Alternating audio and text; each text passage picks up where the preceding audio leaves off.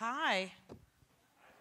So my name's Christine Rimbert, and I sort of saw you all snapping. I love that. That's a new way to sort of get everyone involved. I'm old school. I'm almost 50 years old, and so we still raise our hands.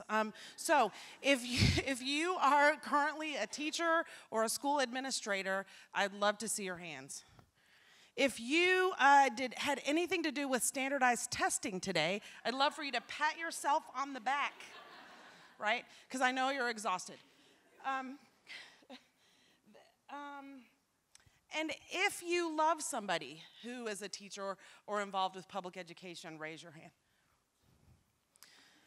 The story that we just heard is ridiculously powerful and true and honest, and it's exactly like what early career teaching is. I mean, that is right there, right? Education for me is sort of the family business. My dad is a PhD chemist, and he teaches adult learners in the nonprofit sector. My mom is a retired now high school English teacher. And so I sort of come to education really honestly. My younger sister, she's 3 years younger than I am, she says that the reason that I wanted to be involved in education was because I like to boss people around, and really being a teacher is like being a professional big sister because you have all these young people around you all the time. Now, I don't know if Annette is really right, that's my younger sister, but I am involved in public education. And just to be totally transparent with you, I'm kind of crashing the party because I'm not a teacher anymore. I have moved into school administration, and so I wear that other hat. So these stories that I'm going to tell tonight are mine, and yet some other people have been involved and lived them as well. So the thing for me about public education and about teaching is that some days teaching is like the very best day ever. So yesterday, I got to go to the Fuji Steakhouse with the early childhood students in my school. Yesterday was Wednesday, so on Tuesday I was walking in the hallway, and these little students are there in their line. And when I first became a school administrator, I would walk down the hall and I would say hi to all the kids. Hi, hi, hi, hi. And then one day the teachers came to me and they were like, "You're ruining the quiet in the hall." And I was like, "What?" And they said, "No, you're not supposed to talk to the kids. It makes them talk. We have the hug and the bubble, and so it makes them talk." So I'm like, okay, a hug and a bubble, for those of you who don't know, that's what we do with our arms, so we're not touching other people, and the bubble is what we put in our mouth, the imaginary bubble, so we don't talk, right? So I'm like ruining the hug and the bubble. So then Mrs. Rimbert has to learn what to do, so this is what we came up with. So I have to, cover up my mouth, and then I can wave at the children. So yesterday, I've been practicing that. I'm pretty good at the cover your mouth and wave. So yesterday, Tuesday, a little child comes up to me from the line, gets out of the line. I'm standing in the hallway, and he comes up to me and he says, first he pulled on me, and I looked down. Yes. Yes, Noah. And he says, "Will you come on the field trip with us?" And I was like, in my mind, are we going to the farm? Are we going? I mean, it's on the master calendar, and really I should know exactly where we're going. But I'm thinking about testing, and I wasn't really involved with where the pre-KKs are going on their field trip. So I said, "Where are you going?" And he said, "We're going to the restaurant." And then I was like, oh, I know where they're going. They're going to one of those restaurants where they cook the food in front of you, and you have the big giant table. And the kids have been watching videos about how that happens. They've been practicing their grace and courtesy so they know how to order. They've been practicing sitting and their table manners and things.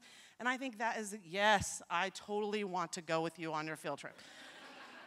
I mean, most days I don't get to eat lunch, and this day I'm going to get to go to a restaurant and hang out with kids. So we went, and it was terrific. The children sat, they ordered, they were amazed when the fire started, right? They were tickled to death when the broccoli came flying off the man's spatula. They cackled like the little chicken when the chicken laid the egg for the stir fry. I mean, it was absolutely divine. And so I thought, as I was thinking about telling that story, I really learned that preparation matters, right? Preparation matters. So this teacher had done everything that she needed to do to get these kiddos ready to go on the field trip. Another way that education is like an episode of Friday Night Lights, right? That's an old TV show. It was about small town football.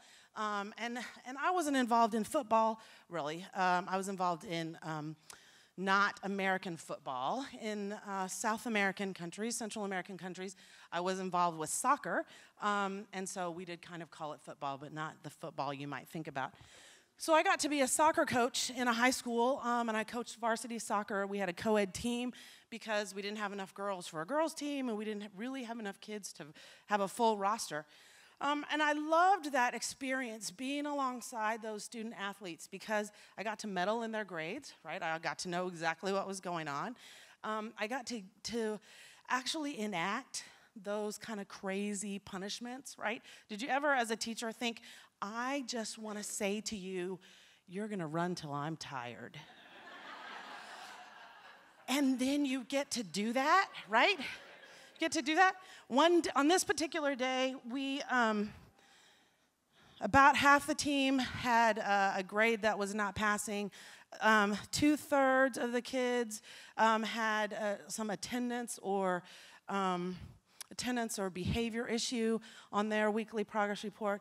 A couple kids hadn't bothered to turn their progress report in, and so I said that day, you're going to run till I'm tired. And not only are you going to run till I'm tired, you're going to Indian run. Now, I know that's not really politically correct anymore. Do you know what an Indian run is? Okay, an Indian run is where it's really a team-building exercise. You know, that's what I told myself. It's really a team-building exercise in that everybody runs in a line, right? So you're all running. And the last person at the end of the line has to sprint around the line. I don't sprint anymore. This is my sprint. And get to the front, right? And then you keep on going and you go around the soccer field and you run and run and run and run. Now, when I gave them a break, it was because they hadn't figured out that this was a team-building exercise. And so the fast kids take off and leave the slow kids behind, which means that the kids at the end of the line cannot possibly catch up and get to the front, right? So they took a water break, a couple kids threw up, and I was like, this is awesome, right? It's happening. My mother used to say, I'll skin your liver, right? And we knew that was never going to happen, but run till I'm tired. It was happening right now. So after our break, after our water break, the kids realized that if they worked together, everybody could be successful at their Indian run, and they slowed down. And when the kids who were really tired started to run around the line, they did a terrific job. So sometimes working in public education is like an episode of Friday Night Lights. And I really learned in that situation that everybody is doing their best. What soccer coaching taught me was that for all the preparation and all the work that we did during practice, you didn't send kids out on the field to mess up, right? We didn't send them out there to miss that corner kick. We didn't send them out there to get a penalty. They did the very best they could, even with all that preparation. So I learned that everybody is really doing the best that they can all the time. Now, the last story that I have to tell happened in my first few months as a school administrator. And I've learned many things because of this story. But I was sitting at my desk, and I was doing some work, and my behavior person came in. And that's the person who's kind of the bouncer in the school, right, who, like, manages all the naughty kids. So whatever. So we had that person, and she came in, and she was a tall woman. She was over 6 feet tall, and she looked down at my desk, and she said, do you want me to tell you the story first? And I, in all my, brand new administrator wisdom, was like, no. And she goes, well, I have a teacher and a kid, and we need to talk to you. And I was like, okay, come on in. Well, note to self, future learning, when the behavior person says, do you want me to tell you the story, you need to say yes right then. Because the reason is that when you have to not laugh, I like made a hole in my finger with my fingernail, and I bit a little hole in my cheek, like trying not to laugh at this. So the teacher comes in, and she has a Clorox wipe, and she's doing this. And I was like, okay, that's weird. So she sat down, and the child came in, and she's kind of sad. And I proceeded to hear the story whereby the child had stuck her finger into her belly button and then held it up to the teacher's nose and said, "Smell my finger." Public education is like living in a fraternity house, right? Because, like, you've got to be kidding me. So the teacher is lamenting about how, and scrubbing her nose. And the teacher says, "I'm concerned that really she didn't put her finger in her belly button. I'm concerned." So I'm thinking, what? So in all my wisdom, I said, "Here, take this tissue, go into my closet, wrap the tissue around your finger and stick it into your belly button, and then bring it to me." Now, why did I do that, right? Because I want to see, is there like belly button wet in there, or did she stick her finger somewhere else? I thought it was pretty smart, actually. Turns out the little girl had stuck her finger into her belly button. She came out, the tissue was all wet. And really, what I was concerned about was that every situation, or what I learned is that every situation provides an opportunity to teach, okay? What I didn't tell you at the beginning is that I'm the mom of 3 boys, and we, in our house, have a procedure for belly button cleaning. I mean, there's a way that you do it. You get some witch hazel on the Q-tip, and you put it in your belly button, and you then, after you, then you use the dry part of the Q-tip, and you put it in there. We're all innies, by the way, in case anyone's confused. But so you don't want to be gross. You have to have a procedure for cleaning your belly button. So that was really what I taught that day, was that you need to go home and think about how you dry out your belly button, and it's really not okay to stick your finger in your belly button and put it on somebody. I also had to teach the teacher, like, we really don't put Clorox wipes on our skin because that's not what that's for. So she went and she washed her face and she took care of all that. I think sometimes as teachers, we think that we're disseminating information, right? And that we're passing stuff along and that kids are learning from us. I like to consider myself the lead learner of my school. I learn more than anybody else every day. It's a privilege to be alongside young people in public education. And if I think about what my sister says, and that I'm in public education because I want to be a professional big sister, that's really not true. I work in public education because I can't do anything else. And if that's true for you, not that I don't have any skills, right? I could do a couple of other things, but I can't not be involved with young people.